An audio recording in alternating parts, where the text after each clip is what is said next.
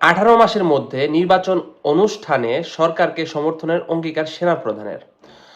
তো এই জায়গায় আজকের গুরুত্বপূর্ণ একটি নিউজ উঠে এসেছে, যেখানে বলা হচ্ছে যে 18 মাসের ভিতরে নির্বাচন দিতে হবে, এই অঙ্গীকার দিয়েছে সেনাপ্রধান। বিস্তারিত এখানে কি কি লেখা আছে সেটি আমি আপনাদের হুবহু পড়ে শোনাবো।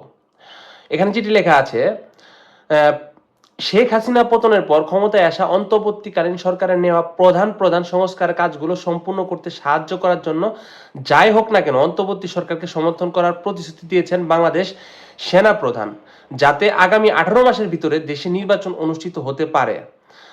দেখেন, শুরুর দিকে কিন্তু বাংলাদেশে একটা আস্থা পড়ে গেছিল যে নির্বাচন খুব তাড়াতাড়ি হবে, 2 থেকে 3 মাসের ভিতরে, কিন্তু এই জায়গায় 18 মাস এখন তারা সময় নিচ্ছে।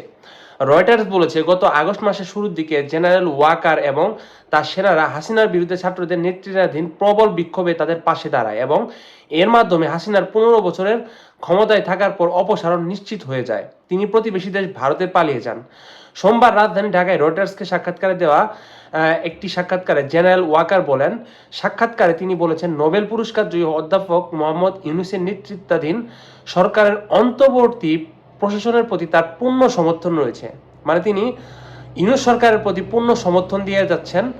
এবং জেনারেল ওয়াকার বলেন, আমি তার পাশে থাকবো, যাই হোক না কেন, যাতে তিনি তার মিশন সম্পন্ন করতে পারেন।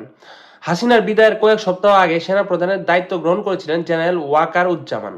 সাক্ষাৎকারে তিনি বলেছেন, সংস্কারের পর গণতন্ত্রে উত্তরণ 1 বছর থেকে 1.5 বছরের মধ্যে করা উচিত, তবে এই সময়ে তিনি ধৈর্য ধরার উপর গুরুত্ব আরোপ করেছেন। তিনি বলেন, আপনি যদি আমাকে জিজ্ঞেস করেন তাহলে আমি বলবো এই সময়সীমার মধ্যেই আমাদের গণতান্ত্রিক প্রক্রিয়ায় প্রবেশ করা উচিত। জেনারেল ওয়াকার বলেন, অন্তর্বর্তীকালীন সরকারের প্রধান উপদেষ্টা ডাক্তার মোহাম্মদ ইউনূস এবং তিনি প্রতি সপ্তাহে বৈঠকে মিলিত হচ্ছেন এবং তাদের মধ্যে খুব ভালো সম্পর্ক রয়েছে। দেশকে স্থিতিশীল করার জন্য সরকারের প্রচেষ্টাকে সমর্থন করে বাংলাদেশ সেনাবাহিনী এটি বলেছেন বলে জানিয়েছেন। তো ডক্টর ইউনূসের সাথে সেনাবাহিনী প্রধানের খুব ভালো সম্পর্ক, এটা বোঝা যাচ্ছে।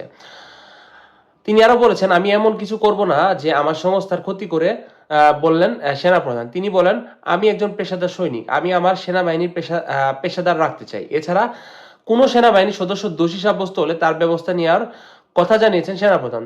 সাবেক প্রধানমন্ত্রী হাসিনা বা স্বরাষ্ট্রমন্ত্রী সরাসরি নিয়ন্ত্রিত সংস্থাগুলোতে কাজ করার সময় কিছু সামরিক কর্মকর্তা অন্যায় কাজ করতে পারেন বলে জেনারেল ওয়াকার। তো তিনি বলেন, শেখ হাসিনার সময় সেনাবাহিনীর কিছু কর্মকর্তারা শেখ হাসিনার সাথে জড়িত হয়ে অনেক ক্রাইম করেছে, তো এদের বিচারের আওতায় তিনি নিয়ে আসবেন। তো এই হচ্ছে বিষয়টি। তো আজকের এই গুরুত্বপূর্ণ নিউজটি আপনাদের কেমন লাগলো তা অবশ্যই কমেন্ট করে জানাবেন। আর এমন আরো গুরুত্বপূর্ণ ভিডিও আপনি সবার আগে পেতে আমাদের চ্যানেলটিকে সাবস্ক্রাইব করুন। ধন্যবাদ সবাইকে পুরো ভিডিওটি দেখার জন্য।